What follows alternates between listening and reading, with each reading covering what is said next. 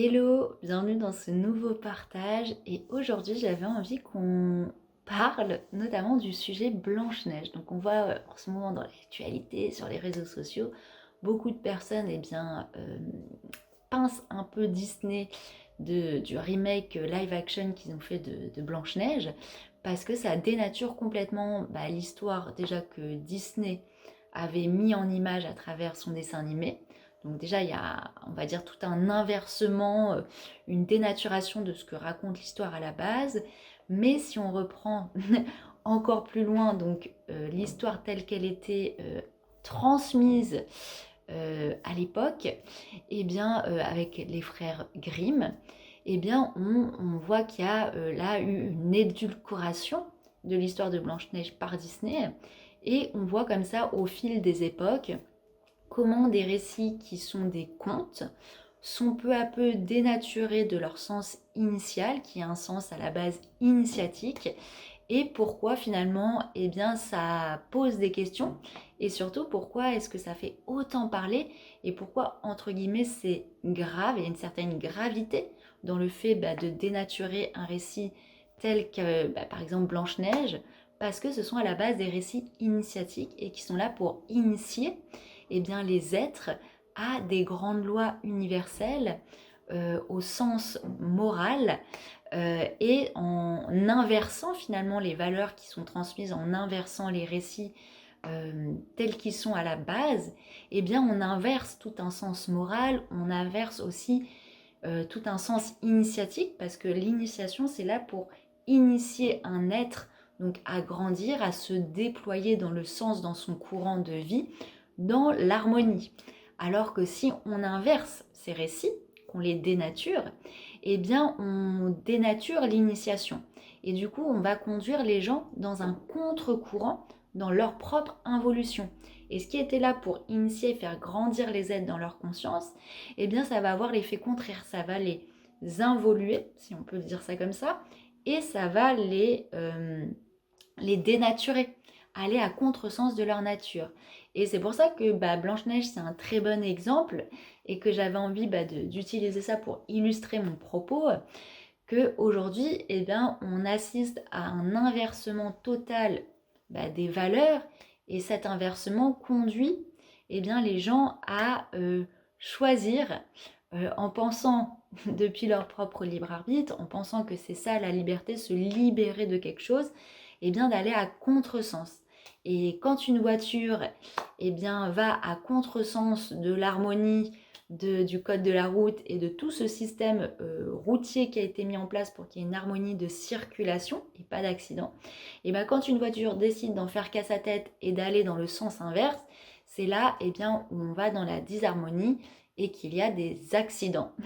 Et nous qui pensions aller d'un point A à un point B dans le courant, dans l'élan de façon naturelle, en inversant le courant des choses, on crée des accidents, des ralentissements, et alors qu'on voulait aller à ce point B, on se retrouve à reculer et à involuer quelque part. Donc par exemple, ce qui s'est passé avec le cas de Blanche-Neige, certes Disney a récupéré l'histoire et l'a édulcorée, mais il y avait encore dans le dessin animé un certain sens initiatique à travers les symboles qui étaient employés, juste c'était un petit peu moins, on va dire, violent. On va dire que, voilà, si on prend l'histoire de base de Blanche-Neige, je l'ai relue il n'y a pas longtemps avec une petite fille en babysitting, et elle a 3 ans, bon, elle était prise par l'histoire, mais quand on lit l'histoire pure, il y a quand même des scènes, voilà, un peu qui travaillent si on perçoit l'histoire uniquement d'un point de vue émotionnel. Donc par exemple, dans Blanche-Neige, il y a un passage où la reine, la méchante marâtre de Blanche-Neige, va demander au chasseur de tuer Blanche-Neige, de la perdre en forêt, de la tuer, et de lui ramener son cœur, son foie, pour qu'elle puisse les manger. Donc le chasseur ne tue pas Blanche-Neige, comme on connaît l'histoire, mais il va plutôt tuer, il me semble, une biche ou un sanglier. Ça change un peu des versions. Et va ramener donc le cœur et le foie, qui est censé être de Blanche-Neige, et la reine va aller se le cuisiner et le manger. Donc ça a été enlevé du conte version Disney. Et il y a aussi la fin de Blanche-Neige, dans sa version originale, où il y a le mariage de Blanche-Neige, ça y est, il y a ces noces, qui sont en vérité des noces alchimiques de l'être.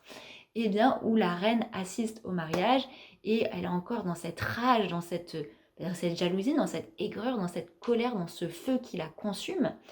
Et si bien qu'elle va être finalement, on va dire, punie, mais elle va récolter finalement ce qu'elle a semé, puisqu'on va chauffer des chaussures en fer dans un feu, donc un feu ardent. Donc ces chaussures de fer vont être en feu. Donc là, il y a toute une connotation alchimique, le fer dans le feu et rester bloqué dans le fer. Donc c'est rester bloqué dans cet élément qui est vil et qui aurait besoin d'être sublimé par tout ce chemin alchimique que proposait Blanche-Neige à travers, bien sûr, les œuvres, l'œuvre noire, l'œuvre blanc et l'œuvre rouge que porte Blanche-Neige dans ce qu'elle incarne et ce qui était normalement la voie initiatique à emprunter pour aller jusqu'à ce mariage de l'être. Sauf que la reine, elle qui est toujours dépendante du reflet, dépendante de la surface, dépendante de l'extérieur, finalement refuse de faire tout ce chemin initiatique intérieur que Blanche-Neige, elle, a entrepris. Et c'est d'ailleurs pour ça qu'elle est d'une telle beauté. C'est parce qu'elle est allée embrasser et qu'elle rayonne la beauté des vertus. C'est ça la beauté de Blanche-Neige, c'est pas une beauté de surface esthétique. C'est la beauté de quelqu'un qui est immaculé, de ce Blanche-Neige, de quelqu'un qui fait ce travail initiatique de nettoyage, d'épuration et qui va justement enlever tous ces trucs à la surface, qui va passer par l'œuvre noire pour renaître dans la pureté. Et alors que la méchante marâtre, elle est emprisonnée à ce miroir qui, toujours dépendante du reflet, toujours dépendante de ce qu'elle reflète à l'extérieur, donc de l'ego. Et bien du coup, ça va la perdre. Et donc elle aurait dû faire ce travail alchimique, mais elle va rester dans le faire, dans le paraître, plutôt que dans l'être. Et donc du coup, elle va se punir elle-même, puisqu'elle va s'emprisonner dans ce feu qui la consume, dans ce feu qui n'a pas été finalement verticalisé, puisqu'il est tout le temps projeté à l'extérieur, soit vers le miroir, soit vers Blanche-Neige. Donc c'est un feu de colère qui se consume et qui la consume. Donc on va lui mettre à la fin ses chaussures aux pieds, et elle va se retrouver comme ça, à errer dans la neige, avec ses chaussures qui viennent lui brûler les pieds, jusqu'à ce qu'elle saigne complètement, et à mourir. Mais c'est elle finalement qui est maître de sa propre mort, et c'est elle qui a nourri ça, donc qui s'est fait consumer. Bon, ça a été enlevé de la version bien sûr Disney, puisque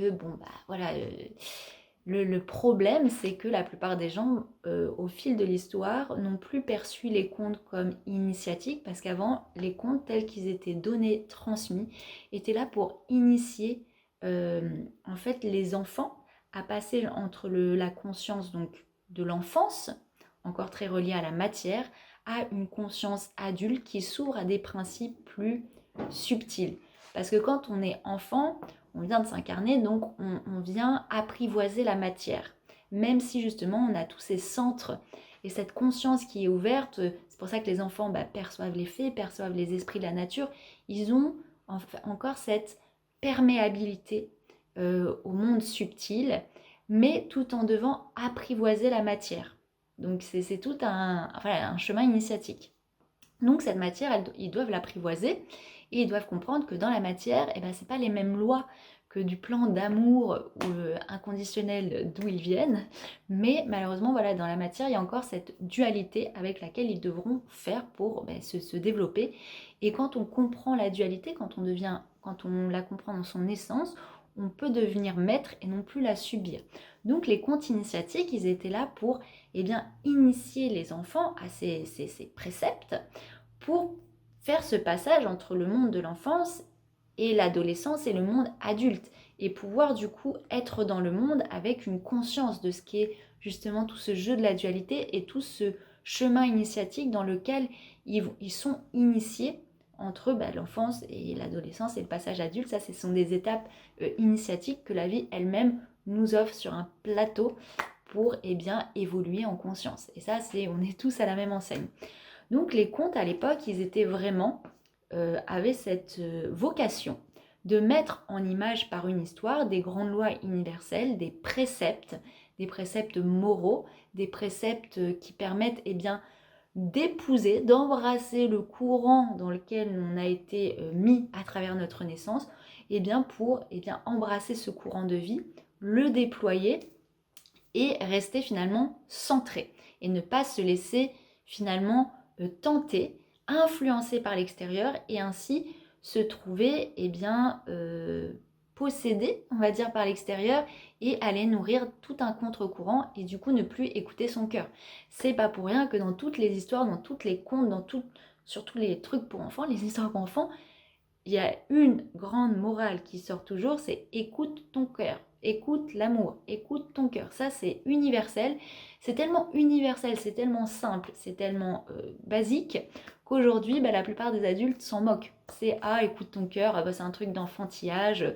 Voilà, c'est pour les petits bisounours. Voilà, alors que la vie, non, c'est pas le cœur, c'est la raison, c'est l'intelligence pratique, logique.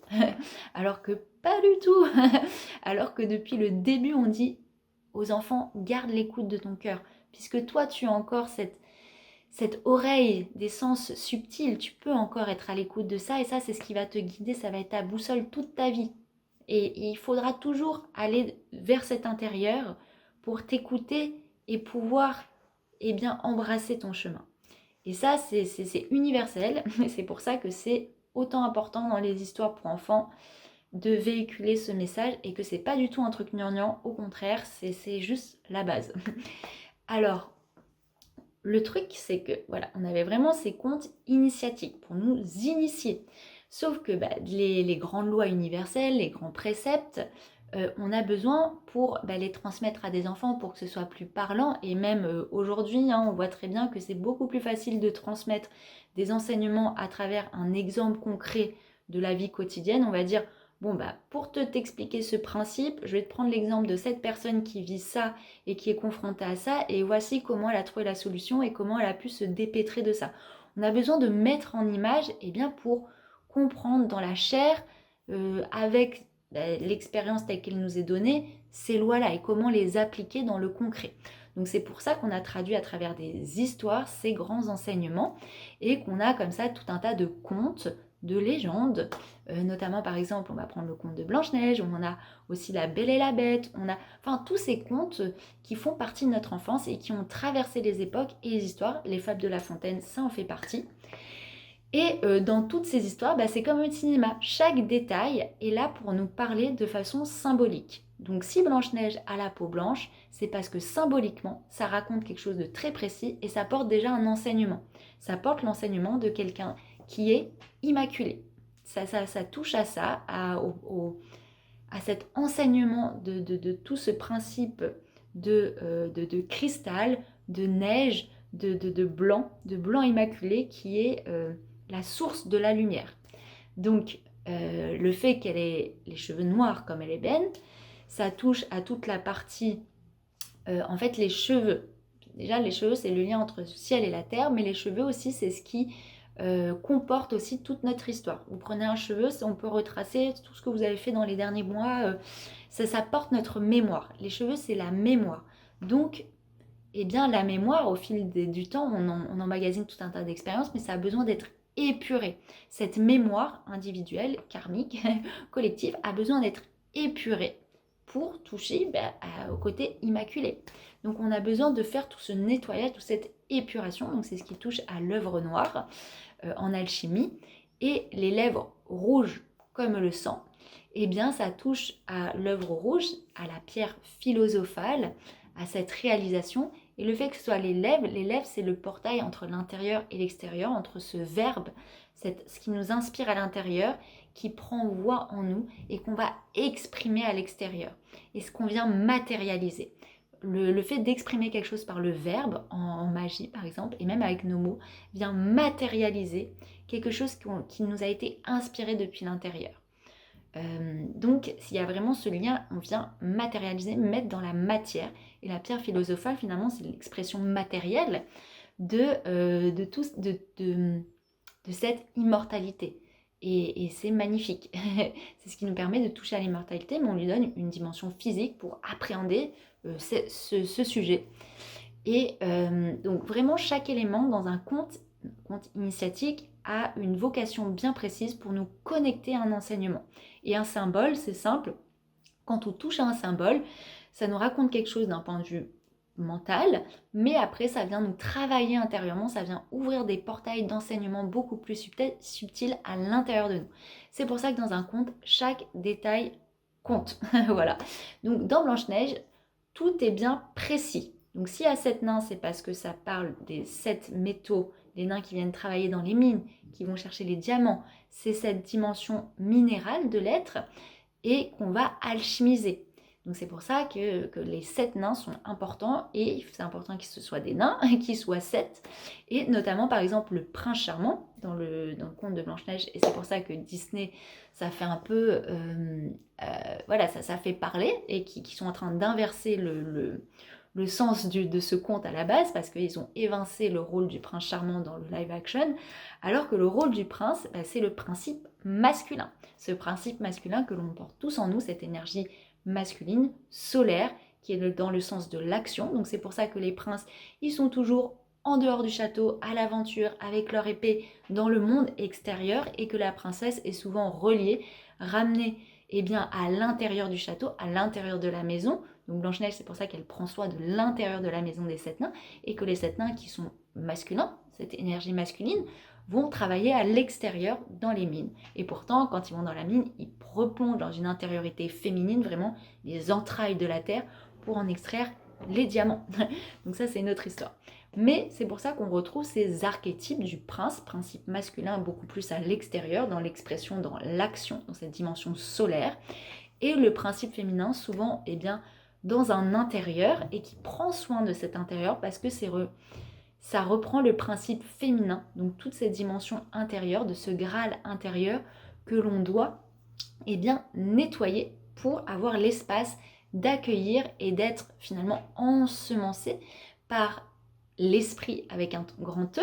Et c'est pour ça qu'il y a toujours à la fin des contes de princes et de princesses cette réunion entre le prince et la princesse, cette union, ce mariage qui est le mariage en fait alchimique de l'être entre notre principe intérieur et notre principe extérieur, entre notre yin et notre yang. Enfin ça, c'est des lois universelles qu'on retrouve dans toutes les traditions, mais qui sont mis en image à travers un conte pour mieux l'appréhender et pour mieux l'intégrer, et surtout pour mieux l'expliquer notamment à des enfants pour que ce soit plus clair. Et donc c'est magnifique. Donc ce prince, il a vraiment une vocation, notamment dans Blanche-Neige. C'est celui qui va aller voir les nains, donc dans le conte original, qui va dire waouh, qui va être transcendé par la beauté de Blanche-Neige, transcendé par sa beauté encore physique ou esthétique, mais par la beauté de sa vertu, de ce travail alchimique qu'elle a fait. Blanche-Neige, elle est si belle, si éclatante, parce que déjà elle a gardé cette pureté originelle, puis ensuite elle est allée faire ce travail alchimique à travers les épreuves qu'elle a traversées. Et donc c'est pour ça qu'elle est aussi belle. Et le prince, quand il la voit, c'est pas sa beauté esthétique qui la séduit, c'est la beauté de cette vertu, de ce travail qu'elle a fait, de tout ce travail intérieur qu'elle a fait de conscience. Et il va être subjugué par cette beauté, il va demander aux nains de prendre soin d'elle, et il va du coup vouloir la prendre avec lui. Et donc c'est le principe masculin qui va finalement prendre en charge, aller à la rencontre de ce principe féminin intérieur pour lui permettre en final de ressortir, rayonner vers l'extérieur. C'est pour ça que la plupart des princes, dans les contes, dans les histoires, vont souvent rencontrer une princesse qui est dans un château, parce que c'est ce retournement de conscience que nous avons à faire, nous qui on s'est toujours développé dans le monde extérieur, en s'identifiant au monde extérieur, en se construisant à travers le monde extérieur. Et bien ça, c'est notre archétype du prince. Sauf qu'à un moment, il faut faire ce mariage intérieur. Donc on doit se retourner dans notre château, dans notre demeure intérieure, pour aller à la rencontre de ce principe féminin qui était là depuis le début, qui est toute cette partie intuitive de l'être, beaucoup plus connecté aux dimensions subtiles, aller reconnaître ce principe féminin, voir sa beauté, donc là encore cette beauté des vertus, et la mettre en lumière. Donc souvent les princes embrassent la princesse, lui fait la cour, enfin tout un tas de choses, ou doit faire des épreuves aussi. On a beaucoup ça dans les contes, où un prince, pour se marier à une princesse, il doit faire tout un tas d'épreuves, répondre à des énigmes notamment, parce qu'en fait le prince, comme il vient de l'extérieur, il n'est pas encore calibré avec l'intérieur. Il doit faire un travail pour arriver à l'intérieur. Vous voyez, quand on rentre dans une maison, la base c'est d'enlever ses chaussures pour pas salir l'intérieur de la chaussure, pour pas ramener toutes les saletés qu'on est allé emmagasiner sous nos pieds à l'extérieur, pour pas les ramener dans la maison qui elle a été nettoyée. Donc on laisse ses chaussures à l'extérieur et on vient pieds nus, on se met à nu pour entrer. Donc c'est pour ça qu'on a toutes ces épreuves où le prince doit prouver sa valeur à la princesse, ou sinon il la réveille d'un baiser, là c'est le prince qui vient embrasser le principe féminin pour la réveiller, pour la faire sortir du château, pour la déployer vers l'extérieur. Et souvent, à la fin, on a ces noces alchimiques de l'être, ces noces alchimiques de la conscience. En fait, on a aussi ce truc dans les histoires de prince et princesse, entre le principe féminin est relié à toute la partie inconsciente, donc intérieure, pas encore connue, et le prince, c'est ce principe de conscience. Et en fait, il faut que les deux puissent se réunir pour ne plus être divisés, séparés entre son principe féminin qui serait dans son château et ce principe masculin qui lui serait à l'extérieur, et du coup avoir tout le temps cette séparation. Les deux doivent s'unir dans le château, dans le royaume. Et c'est pour ça qu'on a cette phrase à la fin, ils se marièrent et eurent beaucoup d'enfants, qui est, on marie cette partie inconsciente de notre être à notre conscience, on marie tout ce qui nous inspire d'un point de vue non manifesté au plan manifesté pour le matérialiser. C'est pour ça qu'ils ont souvent beaucoup d'enfants, parce qu'en fait, en réunissant ces deux parties de notre conscience, de notre être, de nos énergies, on peut enfin matérialiser dans la matière, enfanter le monde de cette lumière. Donc c'est pour ça que le prince a un rôle capital dans les histoires de contes. Par exemple, dans La Belle et la Bête, on a cette princesse qui va être amenée dans le château de la bête, donc dans cette intériorité, là encore parce qu'elle est belle, mais parce qu'elle est belle dans ses vertus. Et on a ce prince qui a été maudit et qui s'est transformé en bête. Et la bête, dans ce cadre-là, donc c'est un prince, c'est quand même princier, sauf qu'il a succombé à ses parties animales, à ses bas instincts, qui est venu finalement le transformer.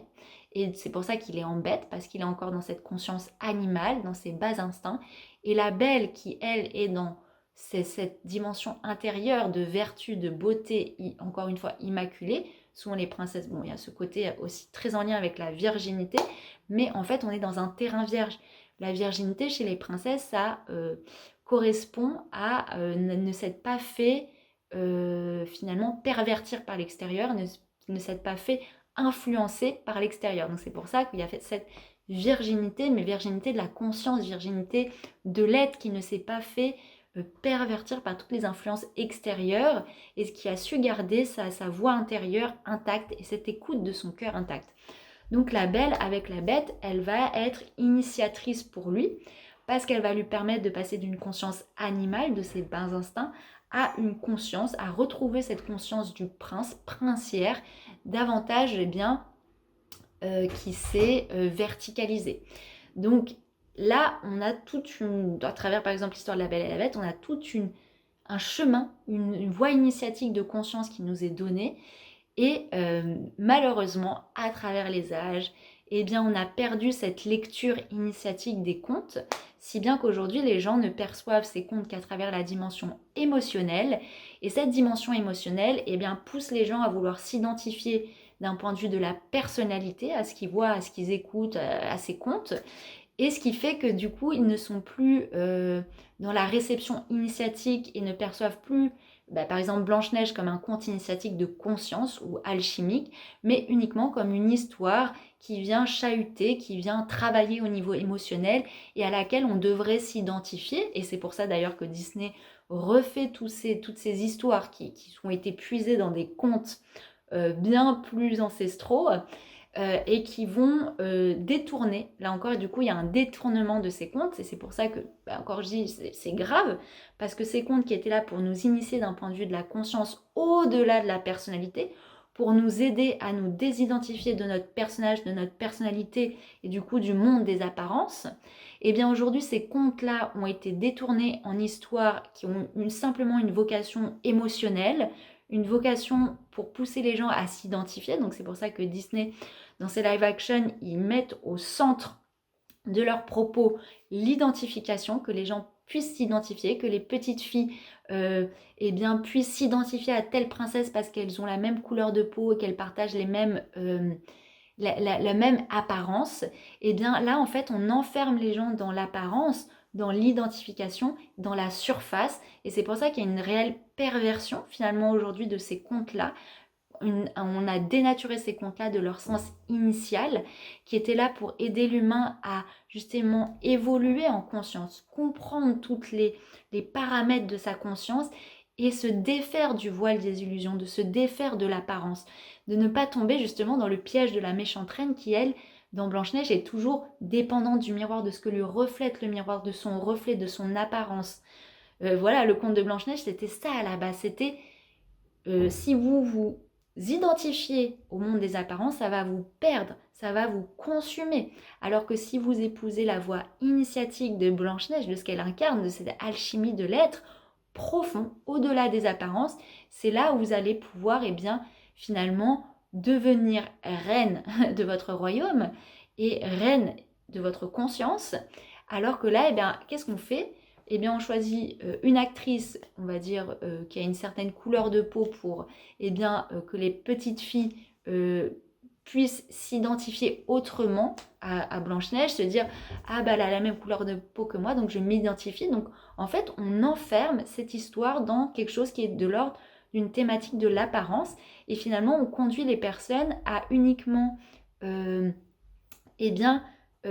plus faire un travail de conscience, mais faire juste un travail d'identité et se dire « Ah bah c'est bien, je peux m'identifier à telle princesse, du coup je vais m'enfermer dans le reflet que j'ai de moi, je vais m'enfermer dans l'apparence que j'ai de moi, et finalement ce n'est plus que mon apparence, le reflet qui va me définir. » Et c'est ça qui est regrettable, notamment avec le live action Disney, c'est qu'on pousse les petites filles à uniquement s'enfermer dans leur apparence, à uniquement, et d'un point de vue beaucoup plus global aujourd'hui, dans le cinéma, on ne pousse plus les gens à percevoir depuis la conscience ce qu'ils voient, mais uniquement à percevoir ce qu'ils voient depuis ce à quoi ils peuvent s'identifier, de par leur personnalité, de par leur orientation sexuelle, de par leur identité, et du coup on les enferme dans le monde des apparences, et c'est pour ça que c'est dangereux, et que c'est un peu une sonnette d'alarme que j'ai envie de mettre, et de rappeler que les contes et légendes, à la base, ont une dimension vraiment initiatique, symbolique, qui parle de la conscience de l'être, et que par exemple quand une princesse fait le ménage dans un conte, ce n'est pas pour réduire la femme à un rôle de ménagère et du coup l'identifier à ce rôle de ménagère et du coup réduire toute la dimension de ce que la femme peut incarner, parce qu'aujourd'hui dans les nouvelles histoires, les princesses ne font plus le ménage parce que c'est tellement réducteur, elles doivent être forcément dès le départ dans l'aventure, à l'extérieur, à faire des trucs, mais fini le fait de faire le ménage dans les maisons ou dans le château. Et là, c'est encore aller à contresens. Pourquoi les princesses faisaient le ménage dans les anciens contes? Pourquoi Blanche-Neige fait le ménage chez les 7 nains? Parce que là encore, c'est initiatique. C'est pour dire que votre principe féminin, à l'intérieur de vous, dans cette intériorité qui est votre maison, votre foyer, chaque jour, vous devez y faire le ménage. Ménage d'un point de vue émotionnel, d'un point de vue de vos pensées, d'un point de vue des influences extérieures. Perpétuellement, vous devez faire ce ménage intérieur, et c'est pour ça que c'est les princesses qui le font, parce que c'est relié au principe féminin qui est le principe de l'intériorité, de quand on va méditer par exemple, on doit quotidiennement s'appliquer à faire ce ménage avant de partir à l'extérieur faire nos activités. Donc c'est pour ça que c'est essentiel d'avoir dans les contes notamment un principe féminin qui fait le ménage, qui pourrait notamment inviter le prince à faire le ménage avec elle aussi, ça serait intéressant, parce que ce serait plus intéressant que de dire on ne fait plus le ménage parce que c'est trop réducteur. Mais avant de partir dans le monde à l'aventure, pour ne pas justement se faire influencer par l'extérieur, si on garde cette pureté, qu'on a fait ce ménage intérieurement et qu'on garde cette pureté, on ne va pas se faire influencer de façon, on va dire, se faire pervertir par l'extérieur, à faire des mauvais choix et aller à contresens, à contre-courant de notre cœur.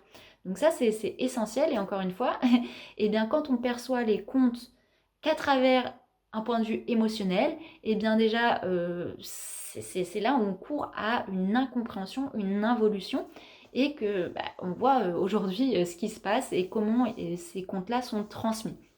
Et ça, c'est un peu le problème, c'est qu'on pousse les gens à travers le divertissement à s'enfermer dans l'émotionnel pour ne plus avoir une conscience sur ce qu'ils regardent et une conscience qui va au-delà de l'émotionnel.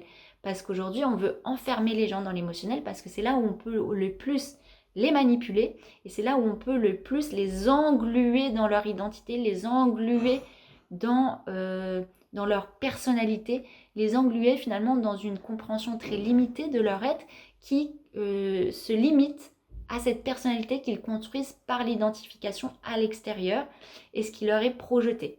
Alors que, comme je l'ai dit, la science initiatique des contes, de tous les textes sacrés qui nous sont transmis, c'est d'apprendre tout ce qui est de l'ordre de la désidentification, justement, de ne plus s'identifier au monde des apparences, de ne plus s'identifier comme la méchante reine dans Blanche-Neige, au miroir, au reflet, aux apparences, mais d'emprunter la voie initiatique intérieure, de l'intériorité. C'est pour ça que les histoires de princesses sont essentielles et qu'elles ont un sens initiatique. Alors c'est bien d'avoir des princesses qui partent à l'aventure, mais partir à l'aventure tout en ayant cette intériorité qui reste intacte. Et ça, c'est important. Donc voilà, c'était un peu une vidéo qui parlait à la fois de qu'est-ce qui est mis dans l'actualité, pourquoi Blanche-Neige ça fait autant de bruit, pourquoi c'est important de pointer du doigt ce genre de remake qui va en sens inverse du sens initial de ces contes et c'est important justement quand on voit tout cet inversement de valeurs, de revenir à l'essence de ces contes et qui sont certes un peu violents, comme j'ai dit, parce qu'il y a des trucs très crus, mais ces trucs très crus, justement, sont là pour traduire, pour nous aider à sortir de l'émotionnel. Parce que si on lit les anciens contes uniquement d'un point de vue émotionnel, on va avoir peur, ça va nourrir de la peur, ça va nourrir l'émotionnel. Mais justement, c'est là où on est initié. On est initié à sortir de l'émotionnel pour aller au-delà dans l'information et non pas rester sur ce stade émotionnel.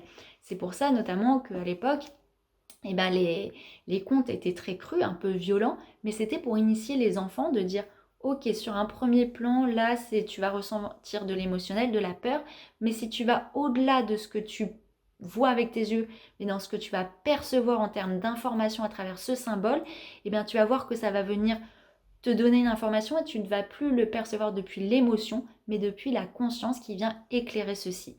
Et ça, c'est vraiment initiatique, formateur, et c'est comme ça qu'on aide les enfants à passer d'être tout le temps pris par leurs émotions, ne pas savoir comment les gérer, à les gérer d'un point de vue de la conscience. Et notamment dans les histoires avant, il y avait souvent des contes aussi avec des loups, et les loups, il fallait s'en méfier, parce qu'ils jouaient un peu le mauvais rôle. Mais un loup, c'est toute la dimension animale de l'être, de la dimension qui est encore cachée, parce que le loup, c'est ce qu'on met devant les yeux pour cacher le visage. Et bien, c'est toutes les intentions cachées, encore animales. En fait, c'est toute notre partie animale encore cachée, encore inconsciente, qui vient nous influencer à travers certaines pulsions, à travers notre inconscience, auquel on doit, que l'on doit voir, que l'on doit reconnaître, dont on doit se méfier notamment, pour pouvoir les conscientiser et passer encore d'une conscience animale à une conscience éclairée. Sauf qu'aujourd'hui, dans la plupart des histoires, pour garder des enfants, je le sais, on explique aux enfants qu'il faut être ami avec les loups, qu'il ne faut pas se méfier des loups, que les loups sont nos copains et qu'il faut plutôt les accepter tels qu'ils sont. Et du coup, on va pousser, sans s'en rendre compte, même s'il y a un super message de bienveillance, finalement de ne pas pointer les loups du doigt pour ce qu'ils sont, parce qu'en fait, bien sûr, les gens, s'ils prennent au premier degré les contes de loups, ils vont vouloir tuer les loups parce qu'ils sont trop méchants, alors que les loups, c'est juste des loups, en fait. Sauf que dans les histoires, quand on parle de loups, c'est de toute cette conscience animale dont on doit se méfier, parce que sinon, on se fait bouffer par ça. Très clairement, on le voit notamment dans le conte du petit chaperon rouge. Sauf que si on apprend aujourd'hui aux enfants à uniquement être amis avec les loups dans les histoires, c'est comme si on disait aux enfants, embrasse, allez, deviens ami, embrasse cette partie animale en toi, et finalement, ne cherche pas à la transcender. Juste, reste dans cette dimension de conscience animale, reste dans tes pulsions primaires, dans tes bas instincts, et à présent, développe-toi à partir de ça. Donc c'est comme si on apprenait aux enfants à se développer uniquement depuis leur bas instinct sans leur apprendre à faire évoluer cette conscience animale vers autre chose. Donc c'est pour ça que avant, le loup avait ce mauvais rôle, on va dire entre guillemets, mais c'est pas le loup l'animal, parce que là c'est resté au premier degré, c'est le loup en termes de conscience. Donc j'avais envie de finir avec ça, parce que c'est vrai que ça m'a marqué en babysitting de voir ça.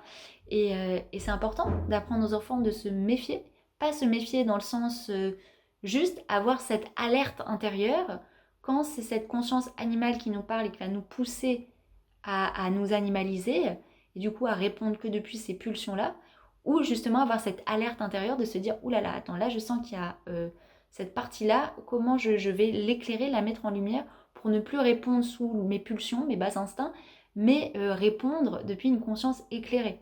Et, et ça, encore une fois, c'est trop important. Donc, c'est une vidéo assez riche. J'espère que voilà, elle vous aura éclairé. Et c'est pour ça que c'est important au final ce qui se passe avec Blanche-Neige et qu'on en entend autant parler. Et que j'espère que ça permettra aux gens de revenir juste simplement aux contes tels qu'ils nous ont été donnés dans leur sens initiatique initial, d'aller au-delà de tout l'aspect émotionnel, parce qu'en fait c'est un peu comme avec, on va dire, la Bible ou les textes sacrés. Soit on lit la Bible d'un point de vue très émotionnel, et du coup on est sur un premier plan et on va rien comprendre, et on va être juste pris par l'émotionnel, et ça va venir travailler nos bas instincts, encore une fois. Soit on va percevoir la Bible comme tout un langage symbolique, un langage initiatique, et on va pouvoir être éclairé de l'intérieur, et on va aller au-delà de l'aspect un peu violent. C'est vrai que quand on lit la Bible, par exemple, il y a des passages très violents, mais soit on lit d'un point de vue émotionnel et on dit ah c'est violent, soit on comprend que cette violence, au-delà de ce qu'elle représente d'un point de vue énergétique, symbolique, initiatrice, et là du coup on l'éclaire depuis notre conscience, euh, et, euh, et non pas comme un truc dogmatique. Donc voilà, j'espère que cette vidéo vous aura plu et éclairé, et puis n'hésitez pas à partager en commentaire, voilà, peut-être un conte qui vous a marqué, et voilà. Et puis je vous remercie pour votre écoute, et puis je vous dis à bientôt.